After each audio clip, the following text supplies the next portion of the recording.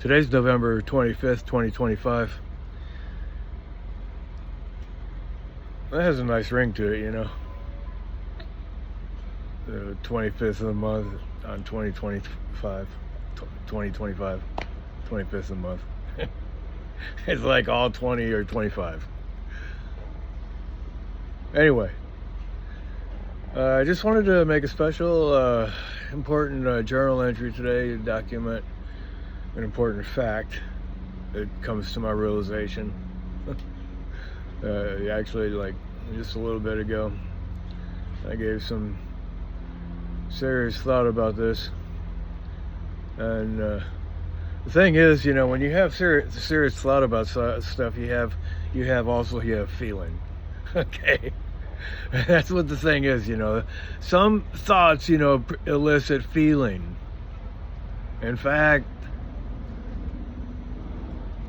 the ones that are important seem to have feeling involved in them.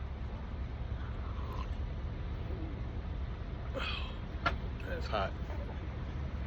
But today, it really strikes me about the algorithm, and I guess the advent of the algorithm is what I'm going to call it, because, see, the algorithm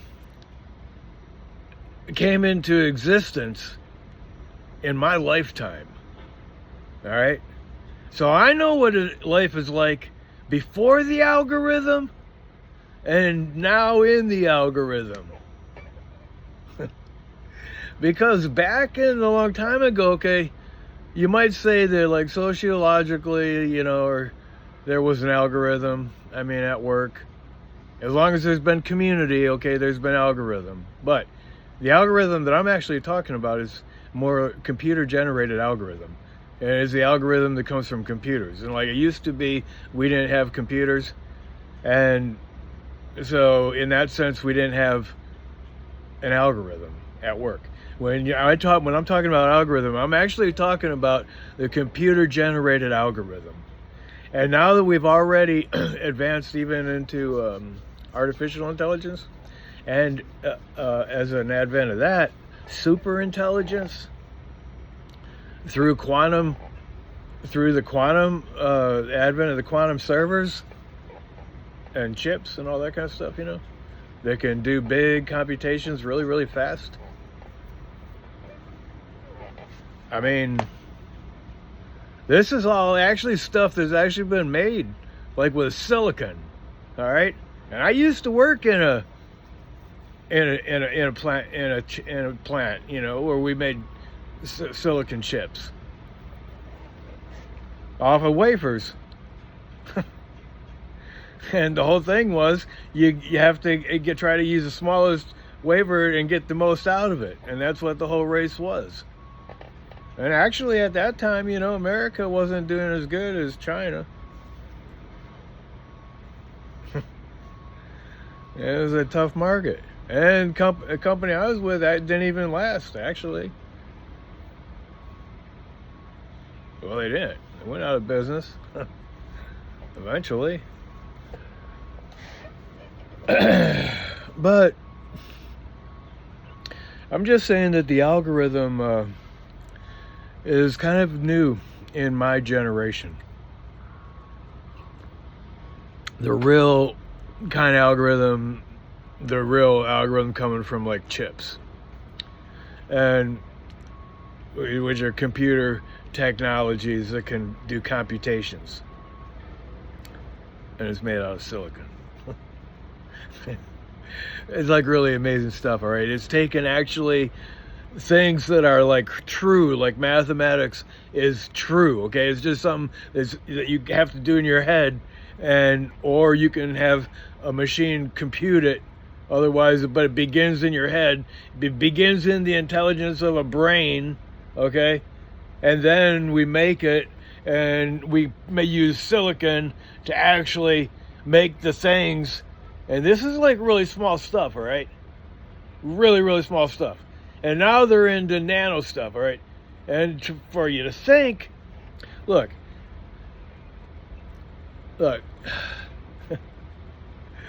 This stuff is so small that you can't see it with your eye.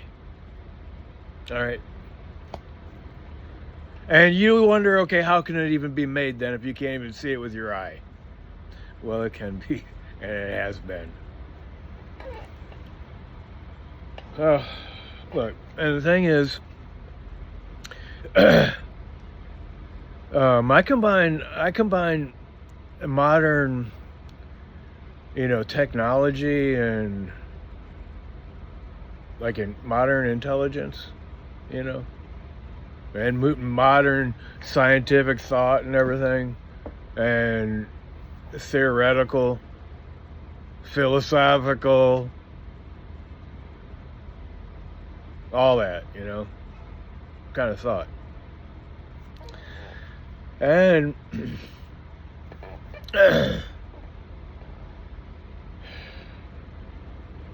anyway, I just compare it to what it was, in my early life, and what I would see in the histories and the movies and stuff like that, and then advance it into modern times and modern thought.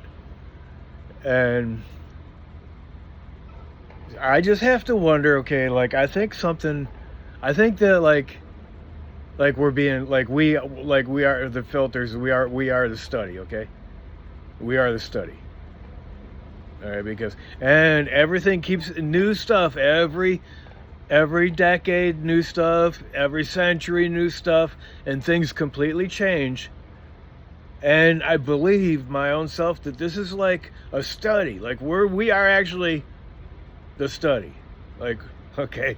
And I don't really necessarily believe that the old story, God just made people because God wanted to have friends, but he had to have true friends, so he had to give people free will. Okay. And then God did that to make us God's friends. Okay, well, that might be a nice thought, a comforting kind of thought, that you can be God's friend and that God loves you and wants to be your friend, stuff like that. That is one thought, and that's a good thought. I ain't taking that away from nobody, not especially not a child who actually needs to hold the hand of a loving father, and that father being your heavenly Father, God. All right. That's how God, like a big dump truck, dumps a big load of love into your heart. Because that big dump truck went by, and see, that's synchronicity right there. Because that big dump truck that went by told me that it's like a big dump truck of God's love, and that's how God dumps God's love into a little child's heart. So that means that God is a personal God. But it ain't just all that simple. Okay, because there's a lot of people being born, and this is a study. And none of us really knows what it all means. But there is an algorithm at work. And this is part of this here study that's being studied in us. And so, look, I'm just going to show. Because actually, this is my algorithm right here. Okay. And this is actually a true meaning of algorithm, all right? I'm not talking about an algorithm like you can say that there was an algorithm even before computers, like maybe in the Western times, or even in the Indian nation, obviously they got their algorithm. Okay, well, that's like a spirit, okay? So that's like a spirit. And they got the spirit and their way of thinking. And it's different in China as it is in like India or like America, even to today. I mean, we can look at it from way back, and there's even more lines of distinction. And the world is becoming integrated. And so the lines of distinction are still there, but they're being integrated. And the thing is, this is a part of this is the second half of maturation, okay?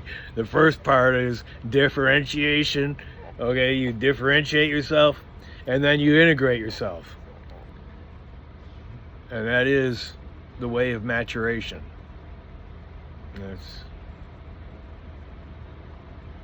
And that thinking right there actually comes from my study in object relations theory, which is kind of like what you would consider like, neo-Freudian or something like that. But it had nothing to do like with Freud, Like it could exist even. Freud was the father that actually opened up the way. Freud like opened up the whole canyon. All right, and then other people went in. Freud helped them in, but the canyon is a lot bigger than Freud. And that is the canyon, which is the same thing as the heart of love, a heart of the ocean. Because love always does mean heart. If you don't have heart, you don't have love. But if you do have heart, then you can actually say, okay, then you should understand the true definition of the word love. If you have heart. That's some deep wisdom right there. That's true.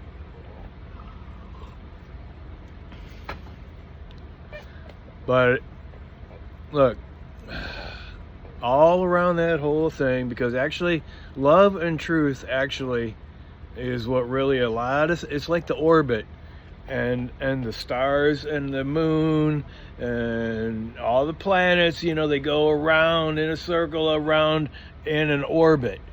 And we're part of a solar system, okay? And things revolve and rotate around the sun, actually. And then you have gravity pulls things like on the earth, and that's all about like magnetism and stuff like that. And that's why, like, if we didn't have the moon, other things would be off. It's all an intricate system, and it works. There's a whole system. And it wouldn't be a system, and it wouldn't even work if all the parts ain't working together. Kind of like a clock or a watch with all them gears and everything like that. And I got a little sidetracked on that, on the whole system theory stuff. But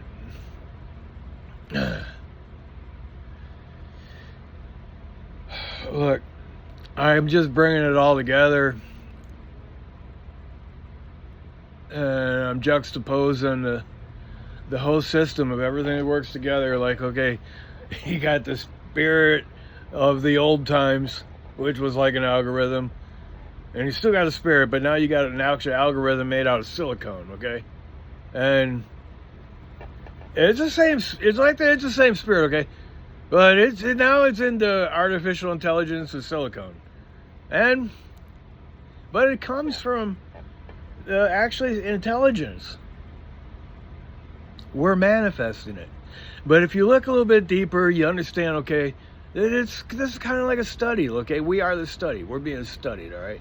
And I juxtapose that with faith and everything, and just like God dumping a whole truckload of love into a little child's heart.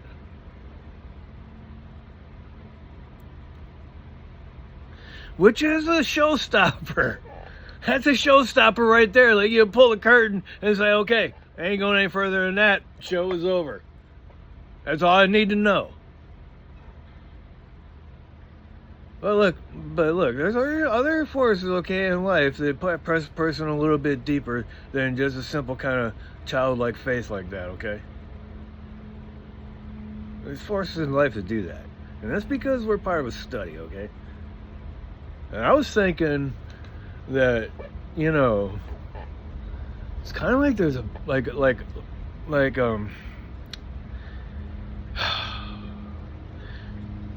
there's a lot of people that embody certain kind of motifs and spirits, okay?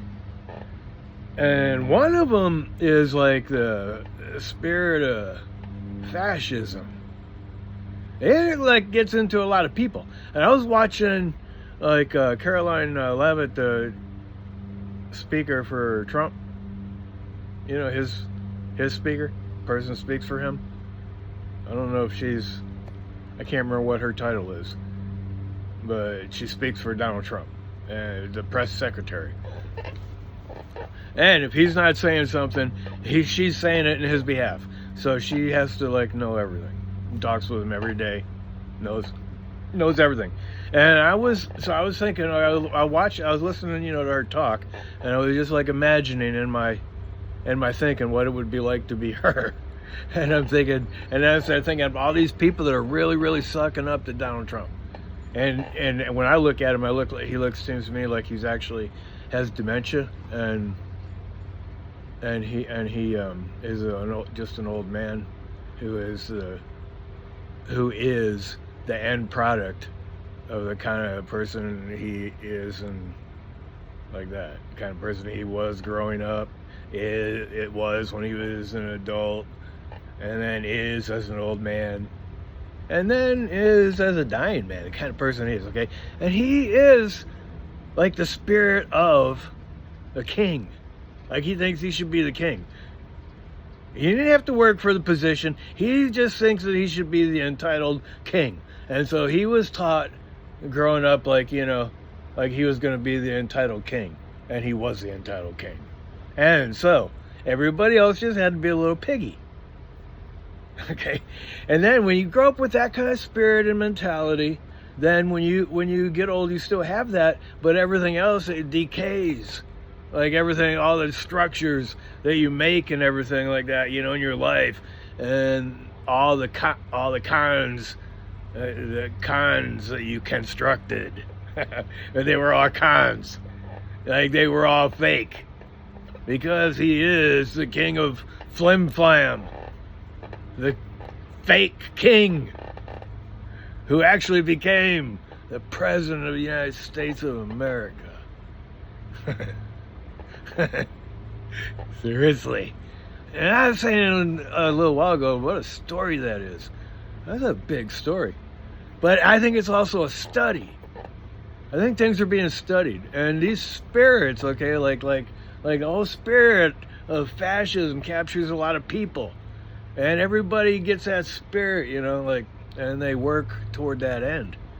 Like toward the end of a king or something like that, different spirits, and just think that there's different spirits, big spirits that go into a lot of people, but they're actually big spirits, and they're controlling like a lot of little people, but they're they're the gamers, like the true gamers are like above us, and they're just gaming with us, they're just like putting us in the position so they can see what's happening and stuff like that, and look at their skill. But it's not even really us, it's actually the gamers. Okay? And we just think that it's us. Okay? It could be like that, because they're definitely spirits, man, in the world. They're like algorithms. They capture people, they direct people, they make people think a certain way, and some of them, become have lion spirit. Donald Trump has like a lion spirit. It's a lion spirit. He lies. He's like a perfected liar, because he's fake con man. And that's all he's ever been. He got a good start from his dad.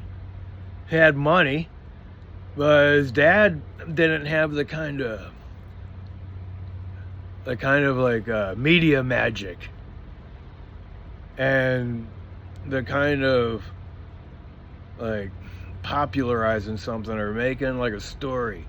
His dad didn't have that kind of certain gift that Donald Trump had, Donald Trump used to call in like a radio show, I think, and you could call it in, or maybe it was TV, but you could still call in, and he would call in with a fake name. He pretended like he was somebody else, but he always did it with a certain other name. I can't remember what it was. But he had a certain other name, and he'd call in under that name, and so he became like a known person, but it was a fake person. It's really Donald Trump. It's just a fake. See, he learned how to be a fake a long time ago, and he used to just say things that were antagonistic and say things, try to build up like himself, or the Trump name, or well, to get whatever he was doing. I don't know. It was a little bit before my time, but I've seen the documents, and I mean stuff on the news and everything, and listened to on the radio and all that kind of stuff. Like this is old news. I mean, it's nothing. It's documented, all right. But I'm just saying that that's how it was, and that's how he grew up and everything. And it's just like, okay, like he is the embodiment of that spirit, right? And that also plays into like other people that want to like, have one person like the true savior, like Donald Trump, in charge to be president, and then they find out that he was a fake all the time. And now this whole population of people are going to be disillusioned, saying, oh my God, he was a fake. Seriously. And what's that going to do? Like, you can see the gamers, pulling the strings and everything, if we were actually like the little pieces like in the game, like a computer game. And that's where this whole business of algorithms. See, this is the kind of thing that is new in my time. Okay, like now I can see the algorithm. Okay, so I can see it. So like I can see it being played, from history, before computers. Okay, and now in the computers, now it's becoming very, very obvious. Like we're in this thing of self-discovery, where now we're actually, as a society, kind of seeing what's really going on. All right. Okay, now, I mentioned that about the algorithm. So I just want to show, because I was kind of like amazed, because my algorithm for today, and it's on YouTube, like they like pick out what they're going to present me with. And the algorithm does this, okay? And it's intelligent, okay? But it's just a code. But it's active working code. And they call that an algorithm. Okay, so you can understand what things are. But look, this is one of the first ones I really like. Is I like this one. 2 bobcats adopted the world's grumpiest canine. I just really like this picture. Look.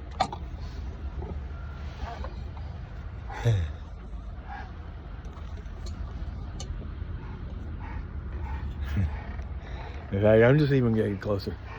Look.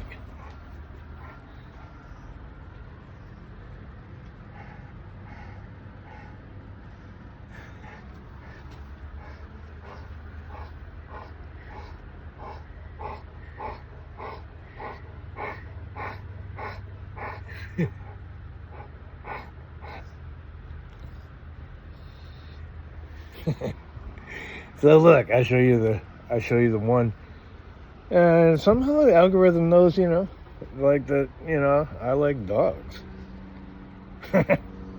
And probably because, I mean, I like cats too, but I can't really have cats and dogs. And plus, I'm allergic to cats. At least I never used to be allergic to cats. My mom always had cats, but when I got out of my mom's house, and I wasn't around cats, I became allergic to cats. I found out that with my youngest son's mother. I carried her cat one time. I carried it in the car for her. I held it in my arms like this, can't take the cat. Like, I don't know if it's taking the cat to my house or taking the cat to her house or something, but it's her cat. And I broke out in hives. Like, this is the first time in my life I ever broke out in hives. And I had hives like all over. Like everywhere where there was a cat, I had hives. But anyway, okay, I just want to, and then juxtapose that. See, I got my dog right there. I just had to show Sally's face because, she was watching. But I'm talking about my algorithm, and look, this is all stuff I get.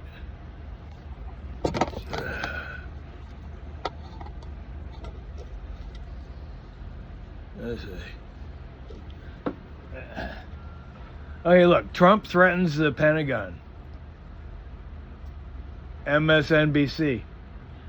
I don't. That's not a real. That comes from Epic Trail Studio. I don't know why when MSNBC like that in big blocks, it's not like actually watching. You used to watch NBC on the TV, but I guess there's little clips or something. What was your conscious before you existed, before birth? Sleep space. See? So you think I'm interested in that? Look, 3-1 Atlas new images reveal structure we've never seen. Here's why Marjorie Taylor Greene resignation was a swipe. Okay. 1859 Samuel Carter, the black boy so intelligent that science, real stories of slavery. All right, I'm gonna go up now because look, there's a lot of stuff. This is all like in my. That's all in my algorithm. Look. Proof of parallel universes are real. Evidence of alternate Earths. Yeah. Anyway. Don't go there. 8 places you must avoid when the power goes out. Whatever. All right, but look. This thing about 3-1 Atlas here. A couple of them right here. 3-1 Atlas versus Earth. What will really happen on December? Like now they're saying that, you know, like 3-1 Atlas, that comet has intelligence and it versus Earth. 3-1 Atlas just spoke to Earth for the first time 12 days ago. Breaking news, spoke to the Earth for the first time. Oh, look, quiet piggy clues. We can see Trump is in gross decline. The Daily Beast. And look, one next set. I was forced to hide this.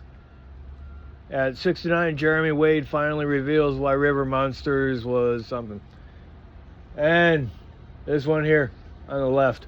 How a nuclear war would actually go down. All right, well. Look, a tyrant king who rotted alive as worms ate his genitals. Charlie Kirk, security story doesn't add up. This comes from the behavioral arts. That guy, he actually is a true guy that can read body language. And then the best of Robin Williams. Stand-up comedy. Hey, look, there's one for me. 11/23/2025, 41, 241. Massive anti-Trump protest demands conviction and removal. Rapid health collapse.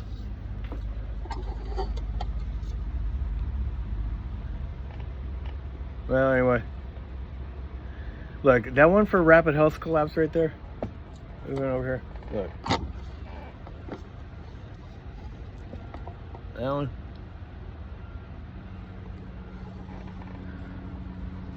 That's the same picture they used when Donald Trump was talking about, what do they call them? Med beds.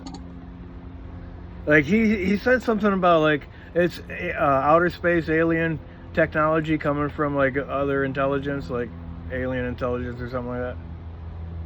Okay. This is really Donald Trump saying this, all right? He said, and he put out a post, pretty sure it was his own media company, you know. He put out this post and it was about like these beds that would heal you. Okay. And look, he made people believe other stuff. So he could probably figure well people believe this too. Well, that didn't last very long. But he did actually say that he had alien technology and had these beds that would heal you from your sicknesses and diseases. All you gotta do is lay in the bed. But I was just pointing out here because that's like my algorithm, okay? And that's what it feeds me, see? Okay? I could be fed all kinds of stuff. And if it, you know, if the algorithm wanted me to like act a certain way or something, like they could like, you know, just feed me something, you know. And that's where this whole social engineering and everything comes in. And that's why there's so many layers to actually existence and what we do, okay? Because we got people trying to control us, control what we think about, control what we believe, and then make us do things according to that. But look, the people that I prefer to belong to a group of people that actually, and it's not like I don't actually believe in, I mean, I don't actually have a group, that I'm actually saying that these people are actually, but it's just this, okay? You understand that there's a deeper layer to things, okay? And that this is, we're being studied, and that's why we study ourselves. What the heck is really going on? And what I'm talking about is going on right now is the algorithm is at work, and I can see it, and I can see it especially well because I come from a time before computers, and now we have computers. In fact, now we have artificial intelligence and super intelligence, and these algorithms that used to be just spiritual and communal and like that, they're so obviously seen, and it's a great show for somebody. But I'm just saying you should recognize it as for what it is, and view it a show, just like your consciousness. And your consciousness, you observe what you yourself do, okay? In your consciousness, you do that. You are the observer of your own self, kind of. And so you understand that you're looking at the show, all right, and you also look at everything around you that's like part of the show, and you see how everything is integrated and how things begin differentiated, and then they get mixed up, and then everything informs each other. And then you advance to another level, like in the game. You go up to a higher level, and then you're playing at that level. And then that's how you understand things, is you kind of elevate, starting from the bubbles and the scum, and going all the way up, until you can get to the water and look around, and then see things for what they are. And then know the water is different from the air and the land, okay? And then you have that separation. And then you can see the water from a different perspective, okay? And then after you get down there, then you get back out, go into like outer space. And then as you go into outer space, you start seeing things, understand things, and you understand more scientific and mathematical and stuff that's real, but you can't see it, but it's actually more real than anything else. Okay, it's the laws. These are the laws, written in code. Okay, and then you get up that high, and then you find out, well, it's the ocean. It's the ocean where we started, and then the place for the first time again. Like, okay, you came from the ocean, and you went up and up and up and went around, and arrived at the same place you started from and knew it for the first time. It would really be the second time. But it was like it was the first time and you knew it then. And it just keeps going on and on, like the planets circling around the sun. Okay. Holding everything together. So maybe that the sun is actually like God. And that's why people used to worship the sun. The sun's name was Ra, for that God. And just like the Hebrew name for wind is Ru'ach. And God breathed Ru'ach into mankind. and gave life. So I'm just gonna call this one Ru'ach. Because we go around the whole planetary system cycle to the place we started in a deep, deep ocean and knew it for the first time. And that's why, like, I'm thinking, like, I don't know, my granddaughter Arden, you know. I thought for, you know, this whole concept of like the ocean, everything was transported to me, kind of like in the imagination or the Akashic record or whatever. Okay, that I thought about my granddaughter Arden, about being an advocate for the truth. And the ocean, the heart of the sea, the heart of Mother Earth, the true ocean. So you see, the whole point is going up and around and back down into the ocean, the heart of truth, the mountain, where the mountain of truth actually is. All right, well, I'm just gonna call this one a Ru'ach. All right.